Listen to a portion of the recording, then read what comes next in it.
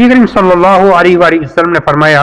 جو اپنے کسی مسلمان بھائی کی حاجت روائی کے لیے جاتا ہے اللہ عز و جل اس پر 75,000 ملائکہ کے ذریعے سایہ فرماتا ہے، وہ فرشتے اس کے لیے دعا کرتے ہیں اور فارغ ہونے تک رحمت میں غوطہ زن رہتا ہے، اور جب وہ اس کام سے فارغ ہو جاتا ہے تو اللہ عز و جل اس کے لیے ایک حج اور ایک عمرے کا ثواب لکھتا ہے۔ جس نے مریض کی عیادت کی اللہ عز و جل اس پر 75,000 ملائکہ کے ذریعے سایہ فرمائے گا، اور گھر واپس آنے تک اس کے ہر قدم اٹھانے پر اس کے لیے ایک نیکی لکھی جائے گی، اور اس کے ہر قدم رکھنے پر اس کے لیے ایک گناہ مٹا دیا جائے گا اور ایک درجہ بلند کیا جائے گا۔ جب وہ مریض کے ساتھ بیٹھے گا تو رحمت اسے ڈانپ لے گی اور اپنے گھر واپس آنے تک رحمت اسے ڈانپے رکھے گی۔ حضرت سیدنا انس رضی اللہ تعالیٰ عنہ فرماتے ہیں کہ نبی کریم صلی اللہ علیہ وآلہ وسلم کو فرماتے سنا کہ جو شخص کسی مریض کی عیادت کرتا ہے وہ دریائے رحمت میں غوطے لگاتا ہے، جب وہ مریض کے پاس بیٹھتا ہے تو رحمت اسے ڈانپ لیتی ہے۔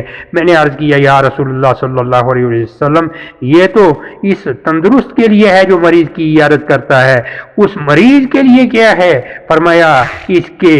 گناہ مٹا دیے جاتے ہیں۔ ایک روایت میں ہے رسول اللہ صلی اللہ علیہ وسلم نے فرمایا کہ جب بندہ 3 دن بیمار رہتا ہے تو گناہوں سے ایسے نکل جاتا ہے جیسے اس دن تھا جس دن اس کی ماں نے اسے جنا تھا۔